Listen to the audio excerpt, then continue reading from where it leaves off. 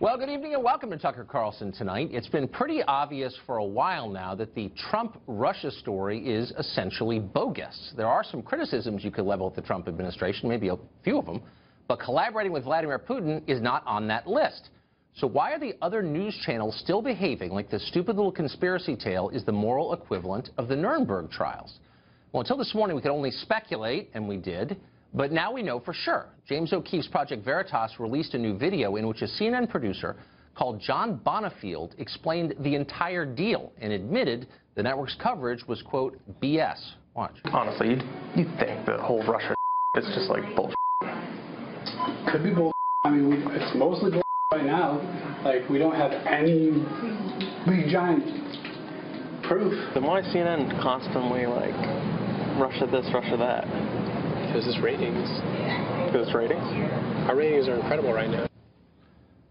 The ratings are incredible. Never mind that the core story is untrue, or that it's a distraction from important events actually taking place in the world, or that maybe most important, it's hamstringing our foreign policy to the point where America's vital interests are suffering as a result.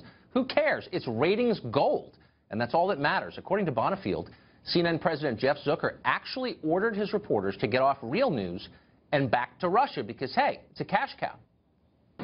So, my boss, I shouldn't say this, my boss a couple days yesterday, we were having a discussion about this dental shoot, and he's like, I just want you to know what we're up against here. And he goes, just to give you some context, President Trump pulled out of the climate accords, and for a day and a half we covered the climate accords, and the CEO of CNN said in our internal meeting, he said, good job everybody covering the climate accords, but we're done with it, let's get back to Russia. The CEO? Yeah. Oh my God.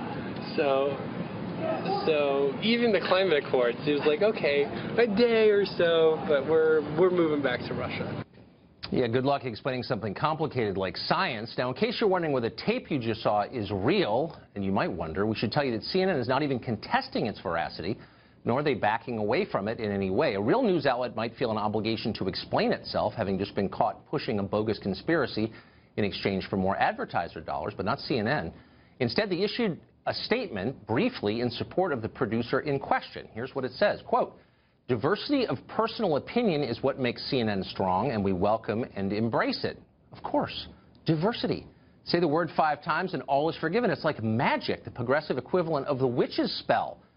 The irony, though, of course, is that diversity of thought is exactly what is missing in the American media at this moment. Almost every reporter in Washington is hot on this Russia story. Those who dissent are attacked by their peers as collaborators, collaborating either with Trump or, more ominously, with Putin himself. The result is to make everyone in the press dumber and much more credulous. Just yesterday, CNN had to fire 3 of its reporters after they published a bogus story attempting to connect Trump associate Anthony Scaramucci with the Russian government. Now, the piece was clearly wrong, thinly sourced, and puffy. And yet, this is the interesting part, no other American news outlets caught it. In the end, that story was exposed by something called Sputnik News. That's a media company literally owned by the Russian government, ironically.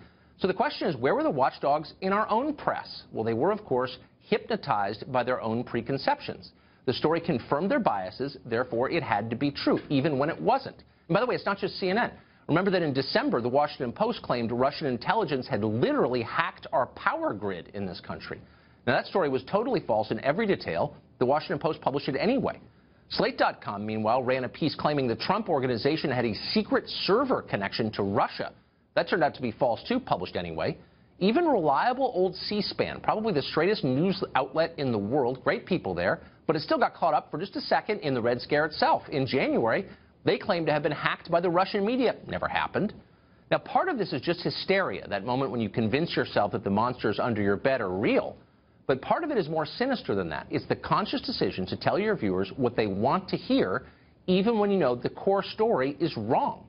That's called corruption, and it's happening, and these tapes show it's happening.